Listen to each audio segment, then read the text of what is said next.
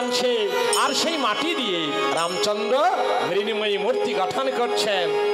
দুর্গা মূর্তি গঠন করেন কমল লোচন, দুর্গা মূর্তি গঠন করেন কমল লোচন, দুর্গা মূর্তি গঠন করেন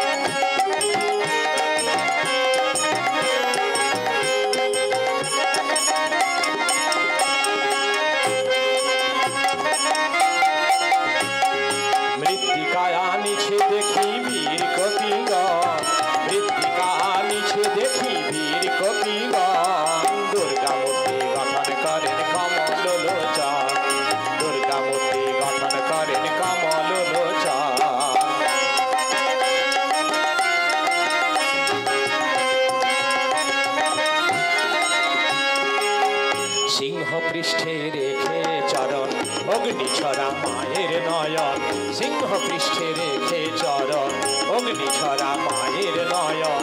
মহিষাসুরী করে আহা মহিষাসুরী করে নিধন জগৎ জননী, দশ করে প্রহরণে ধরি আসে সযতনে, দশ করে প্রহরণে ধরি আসে সযতনে।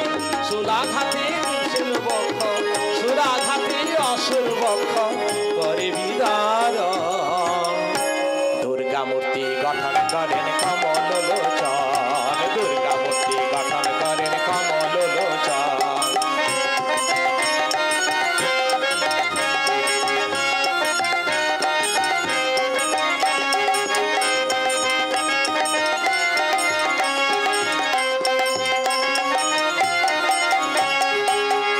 দক্ষিণেতে লক্ষ্মী মাতা আহা বাণী গণপতি, দক্ষিণেতে লক্ষ্মী মাতা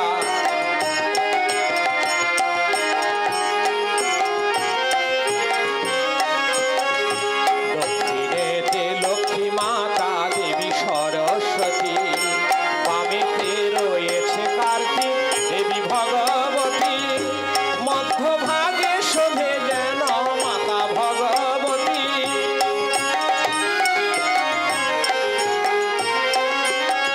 আহা মধ্যভাগে শোভে দেখো মাতা ভগবতী, প্রতিমার পানে চাহে রাম নারায়ণ, প্রতিমার পানে চাহে রাম নারায়ণ। দুর্গা মূর্তি গঠন করেন কমল লোচন, দুর্গা মূর্তি গঠন করেন কমল লোচন। সিংহ বাহিনী দশ প্রহরণ ধারিণী মহিষমর্দিনী মূর্তি গঠন করলেন ভগবান রামচন্দ্র নিজ হাতে। এইবার ষষ্ঠীর নিশীথে করবেন বিল্ল অধিবাস, স্নান আদি সমাধা করে শুদ্ধান্তঃকরণে শুদ্ধ চিত্তে ফল ফুল বিল্লপত্র করি আহরণ, সত্তর আনিয়া দিল পাবন নন্দন।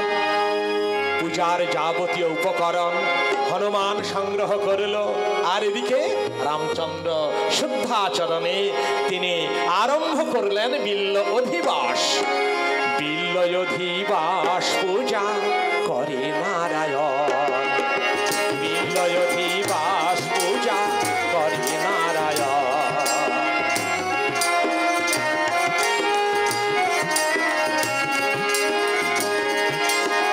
করুণা করিয়া হর মোহিনী অকালে জাগো মা কালো হারিণী, করুণা করিয়া হর মোহিনী অকালে জাগো মা কালো হারিণী।